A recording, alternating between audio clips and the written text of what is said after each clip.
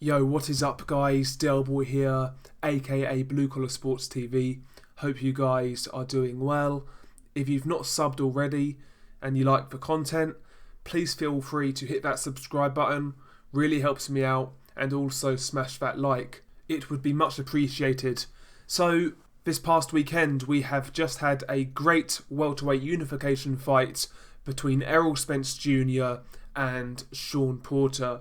A back and forth battle with a lot of action, a lot of moments, and one that will certainly live long in the memory. I think we can all agree that it was a great fight, and certainly a Fight of the Year contender, if not the Fight of the Year so far. It's certainly up there, right?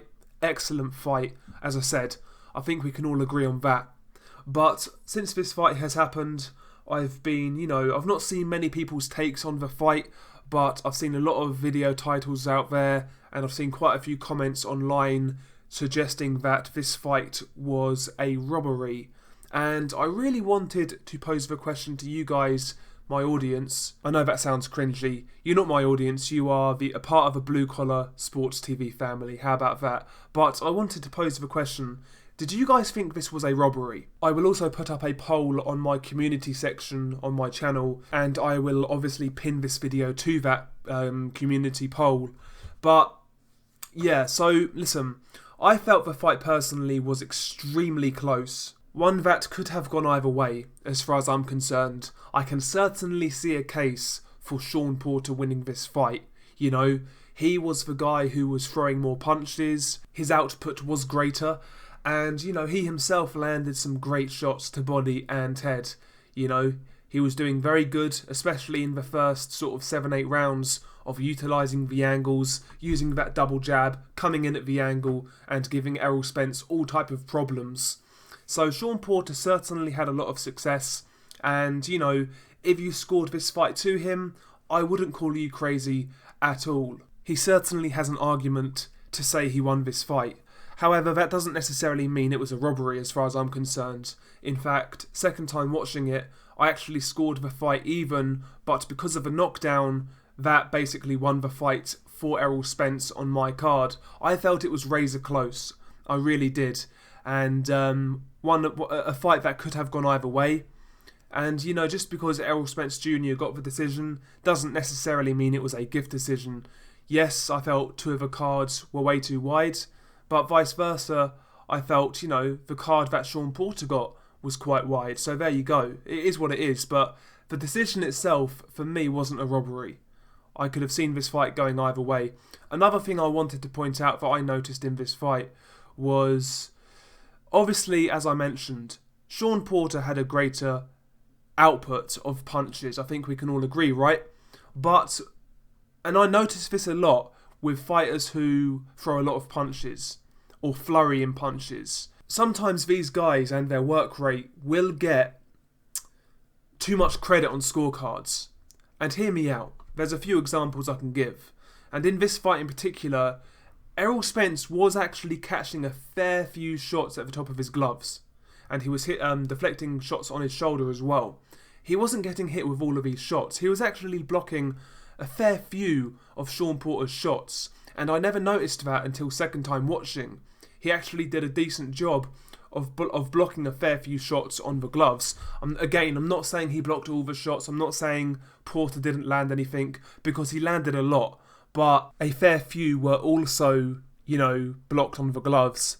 And, you know, if you're throwing more punches, but a lot are getting blocked or getting, you know, evaded in some description, I'm not going to score them. I'm sorry. Despite how good your work rate may be, I'm not scoring punches that land on gloves. And I see this so much from boxing fans. You know, another example I can give was James DeGale versus Badou Jack. As far as I'm concerned, that fight was not close. There is no way you can score that fight to James DeGale, as far as I'm concerned. But James DeGale got so much credit for landing flurries against Badou Jack's gloves. He got so much credit for being active in certain rounds and fighting in bursts, etc. He got so much credit for that when most of it was being landed on the gloves. So my point is, yeah, it's all well and good being active and having a high output. That's a great thing to have. But if you're not landing all the shots, they can't be counted. You can't count shots that don't land or are not effective.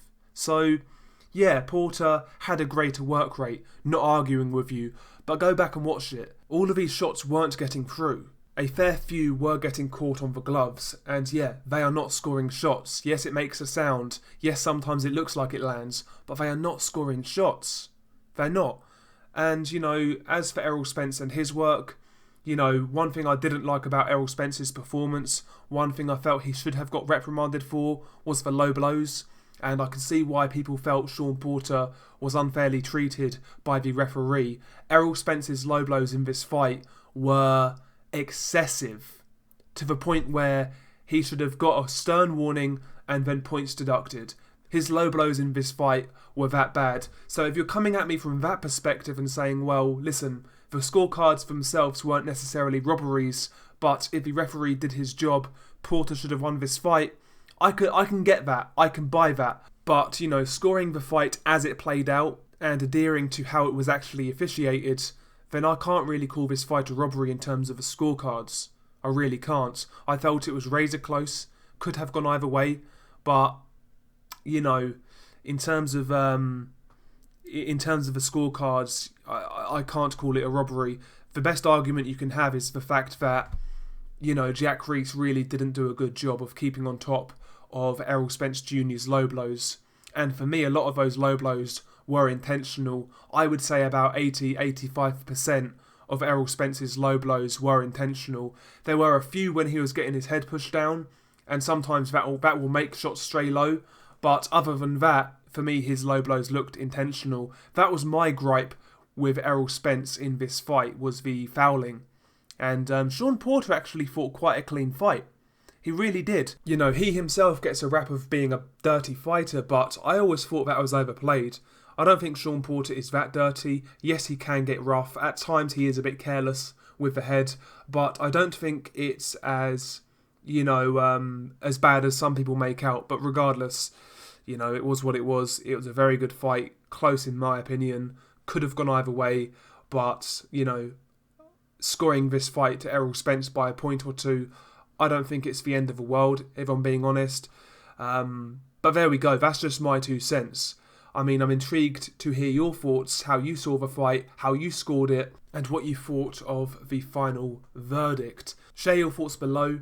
Peace.